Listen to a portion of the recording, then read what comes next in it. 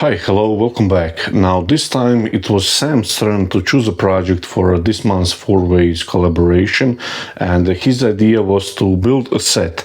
Now there are no other requirements such as size or quantity in the set, so I have a lovely order for a client to make 6 squarish shallow dinner plates and 6 what I like to call portion size bowls.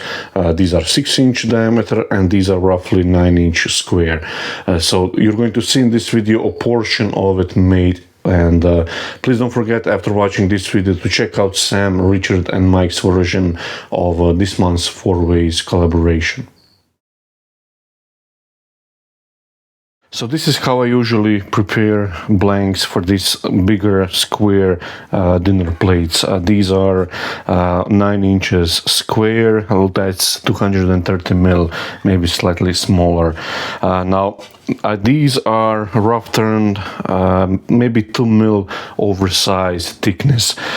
This will allow the wood here to move, to bend, and now I have the opportunity to clean it up. Now I left 2 mil thickness because this is halfway quarter sun and halfway rift sun, so the grain on the end grain goes here close to 45 degrees, and here is up and down like so. Ideally you would like this kind of grain orientation all the way through, but I don't have a big enough log or slab in this case to get something like this, so you have to work with what you got. If you're using flat sun where the grain is aligned like so, lay down like this, and then rough turn into increments, so maybe twice or even 3 times rough turn piece, and just let it warp, do its thing, and that way at the end you'll get the most stable piece that you can. And on all of 6 pieces I've used on the outside here scribe line, so calipers, to set this to close to even diameter. Same on the recess here, and I'll use the same, and I'll show you this detail on the inside. And yeah, that's pretty much it. That's how I do this kind of plates. Oh, and I always leave the tenon here so I can easily remount this. Now I could use a screw chuck, still have a hole here, but tenon is a little bit more accurate in this case. So just grab it like this, and now I have the outside to do whatever I need to do. So this is the detail on the bottom. So we have a big bead and slight dome here on the inside. So pretty simple, not much like crazy design, and hope you can see the nice curvature here, even thickness on the rim here, and we'll taper this as well a little bit later on. Okay, so we can start. RPM is 1200 RPM, and I'll use a refiner just to true up.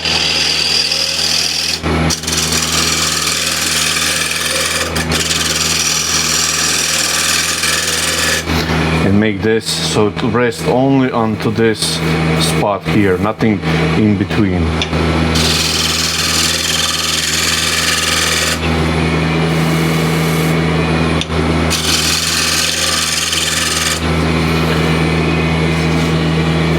I use a ruler, so that's pretty close to flat.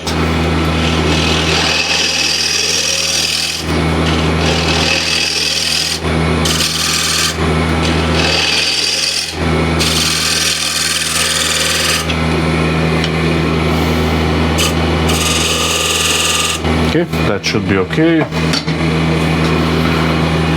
I'll use a square and scraper to screw up the recess and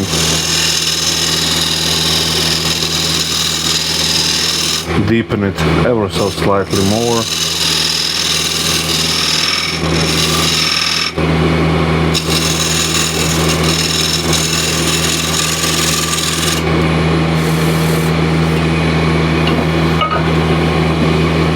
With the skew I can undercut this.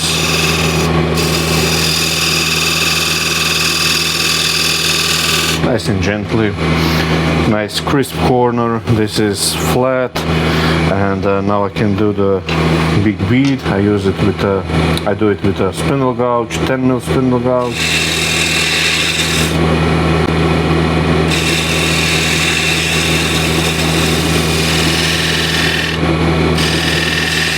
Get it at the bottom here, at the side, so you can tuck it into a corner, and I go from this side as well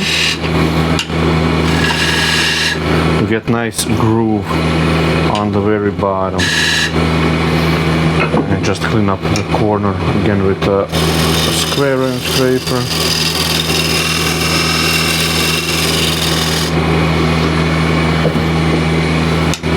Make a full bead.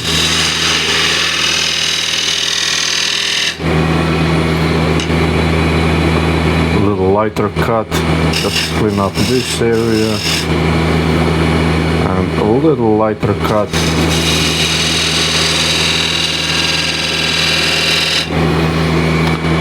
And again, square and scraper to create a nice dome.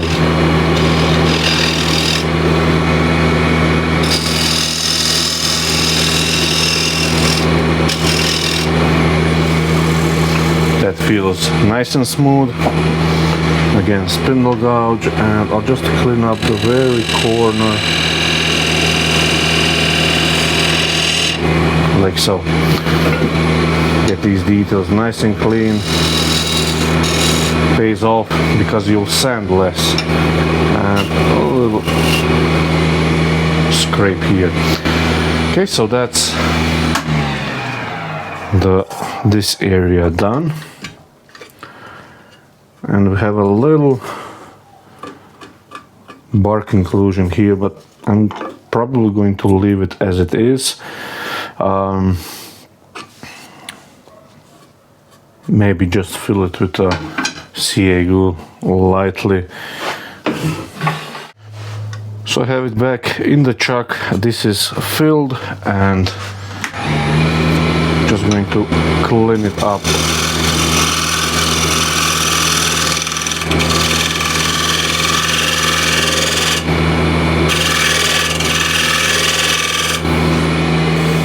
And this area is done, so I can do the wings here, but before that I would like to clean this up. Just nice light cut, just to chew it up and get nice and clean, which it is. And again, refiner.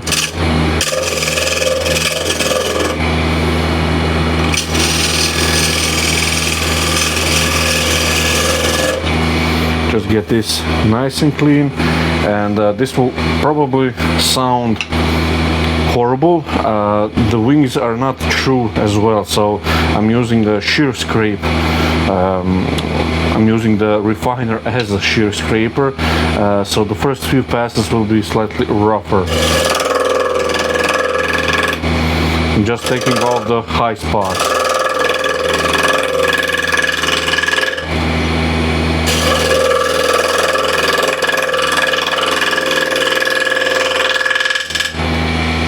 Okay, getting smoother.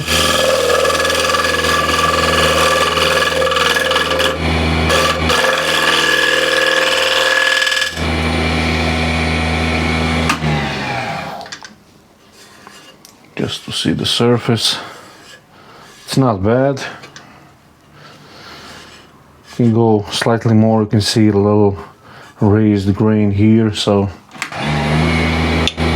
a little lighter touch.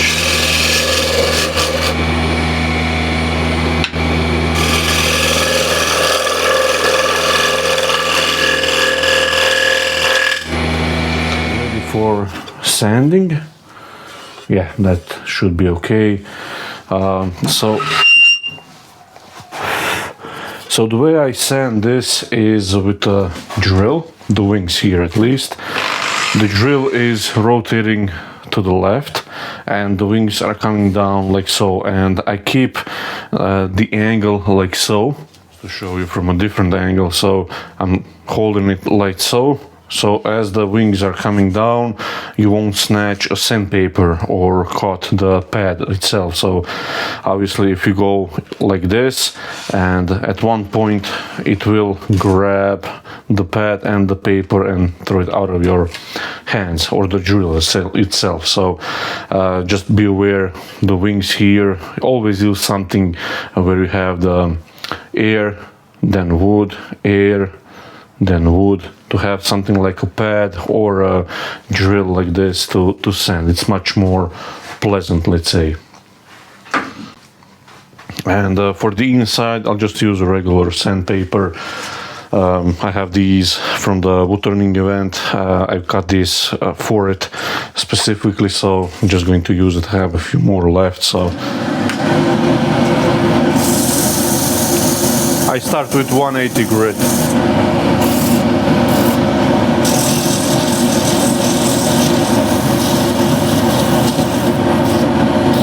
And I'll show you the first grit, and the rest I'll skip.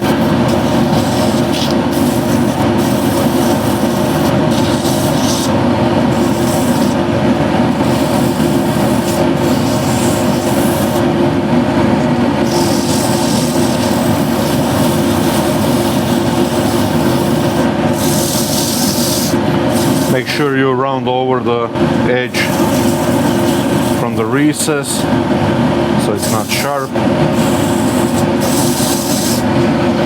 And before I change to the drill, I like to sand this area before the wings. 180 and 180 grit for the drill.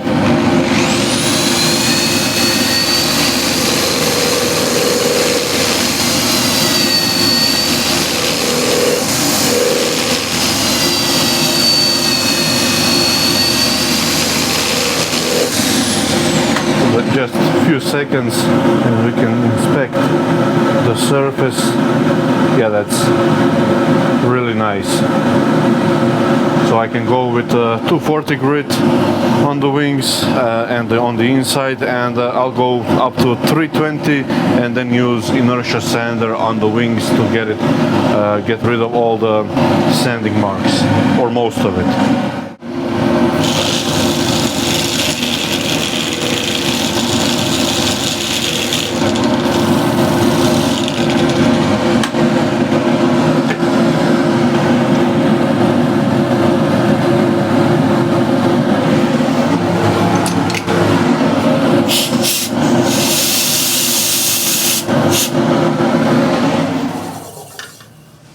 So the bottom is done, nice and lovely. So just flip it over and expand these jaws. Don't have to use a lot of pressure, should run nice and true if you've done the recess nice and correct. Now this part can scare a lot of turners. So you have the wings here, and you can see my finger is at the wing, and as this rotated, I'm now in the air, you can see, and here then I'm again cutting the wood. So of course in terms of speed, just turn at the speed you're comfortable with.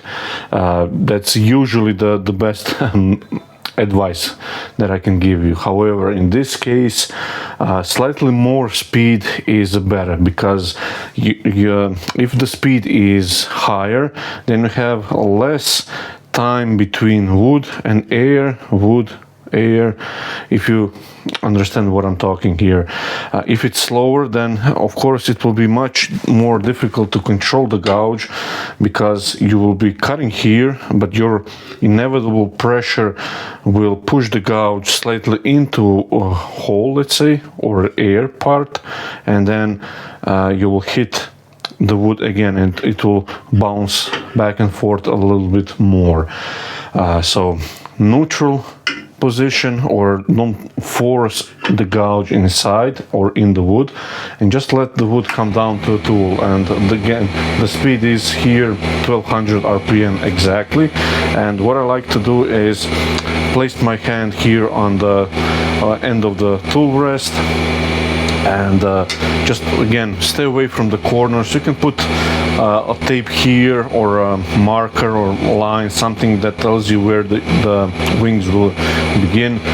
I've done many of these, so I already know roughly where it is. And what I like to do as well, I haven't mentioned this, I can see the thickness as I'm cutting it.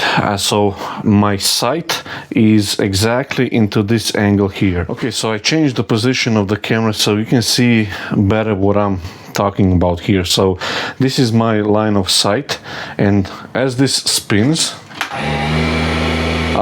I can see the thickness as I'm working down. Or at least roughly the thickness, and I can gauge how much I'm taking away and so on. So it's nice to prepare yourself, get comfortable position, and just go slowly, don't force anything. And I'll be using a ball gouge. This is asymmetric grind from my mentor Richard Raffen, but I do it in my way a little bit. So yeah, just I'll reposition the camera so I actually can see what I'm doing. Otherwise, I'm just looking at the screen, and yeah, I don't want to screw a client piece. So I position the camera slightly to the right. Again, I place my hand on the tool rest and just slowly go in. And I'll show you this when I make the first cut.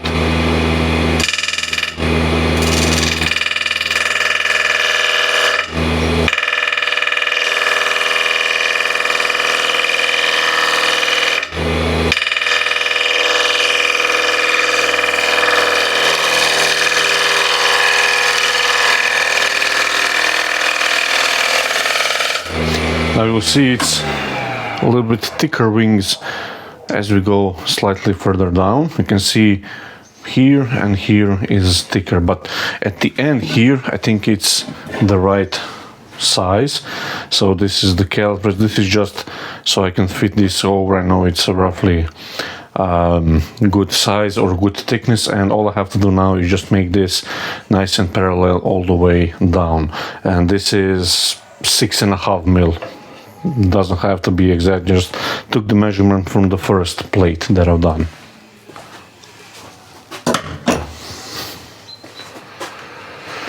So again, at the very edge of the wings here, or the point, it's a nice and good thickness. So all I have to do now is from this point go slightly more in.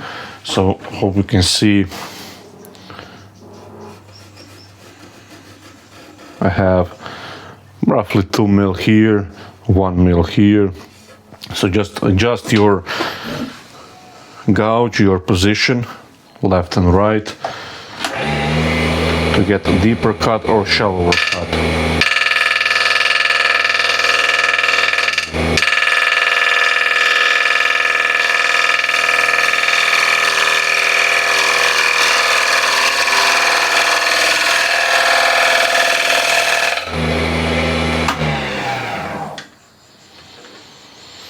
So as you see, this looks quite good.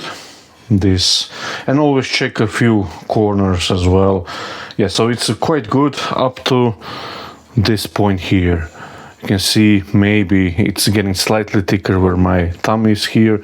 So I need to start the cut roughly from this area, slightly taking a little bit more. But what I'll do first is just move this line a little further down.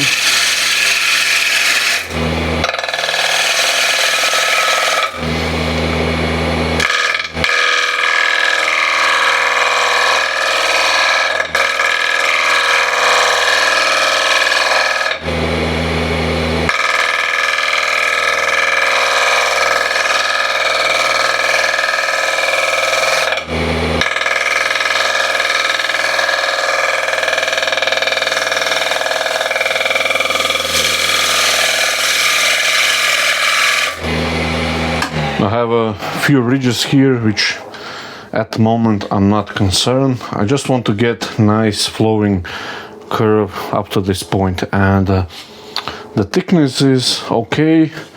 getting slightly thicker further down a little bit. So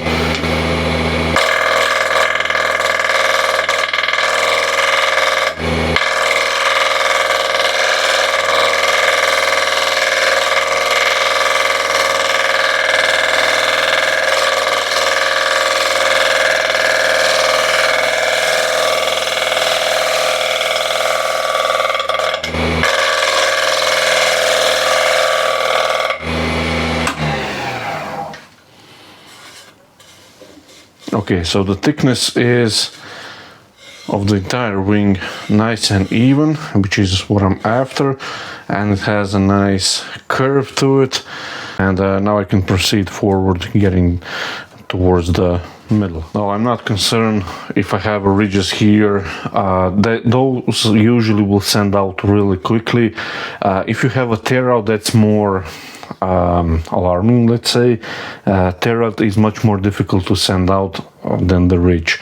Slight ridge, maybe you can see it here, it's clean, very clean, so the sanding won't take long. So just drop the rest down a little bit.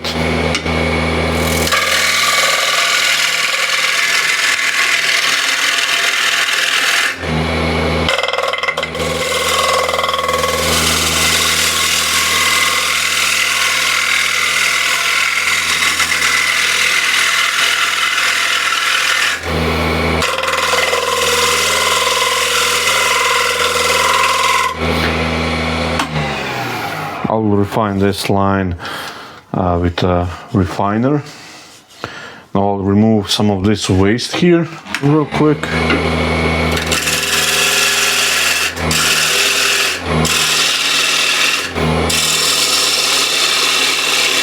This is a good opportunity for beginners to test or to sort of learn or practice nice push cut. And let's say I can use all of the left wing, and I will leave the tenon here or the knob in the center really nice clean.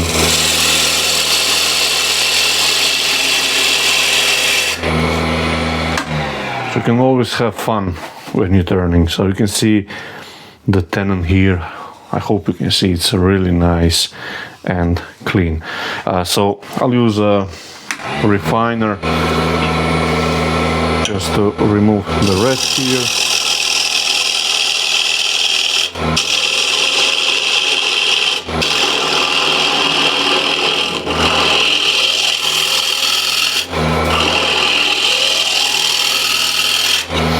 And I'll stop here just for a second so we can have a measurement inside the recess and here to see how much wood there is. It should be around 8 to 10 mil, and it's 9 mil, so that's quite good. So I know from the very lowest point in the recess, which is the recess, and this area here where the calipers are is 9 mil. So I can thin it down a little bit more. I have a room here to play to get a nice flowing curve.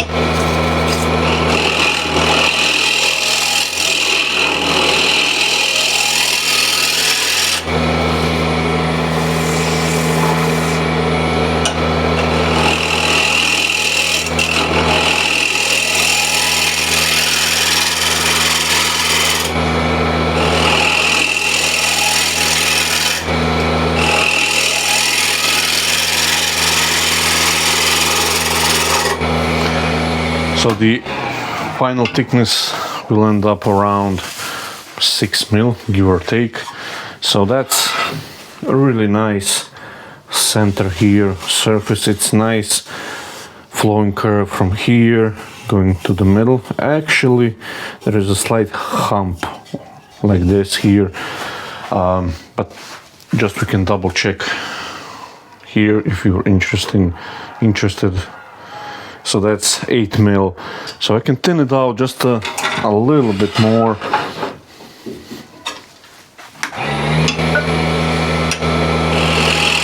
It's one of the reasons that I like to use that wood in the bottom of the recess or in the middle of the recess. So this area will sound thicker, and you have a little bit more wood as well, because at the end this will be the lowest point or the thinnest point of the timber of this plate. And if you have only the hole in the middle for the recess, then this area can get thinner or way thinner, and most customers likes to cut on this plate in the very middle. So if you have this area really thin, then you compromise the knife going through. So just be aware how much thickness you leave.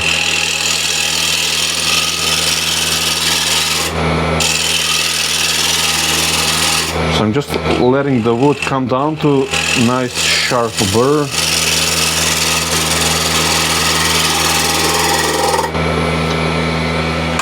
Again, no pressure, and that's a really nice surface. You can see the shine between the gouge and the scraper here in this area.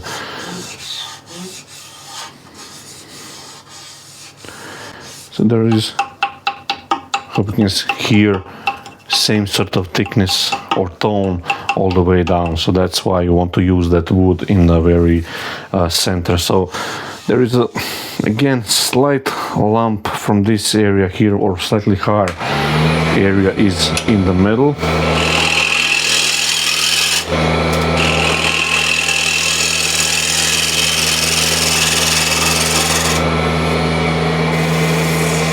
Okay, that feels quite good. A little shear scrape just to remove any lumps, and that should be ready for sanding. Again, I'll use on this case only the drill, and I'll show you the first grit, and then we're going to sand the sides here. Again, 180 grit.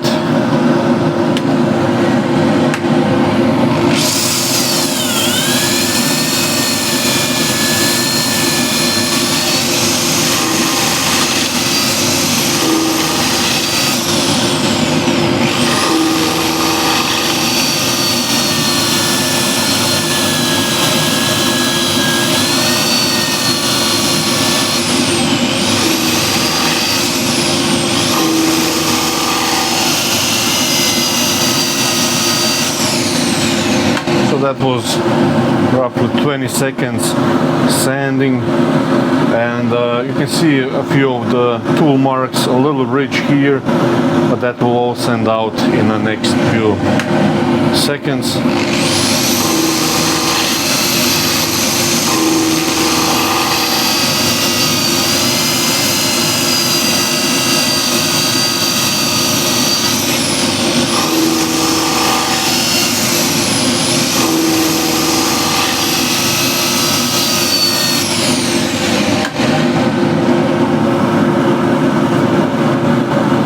A little bit more, and it should be ready for the 240 grit.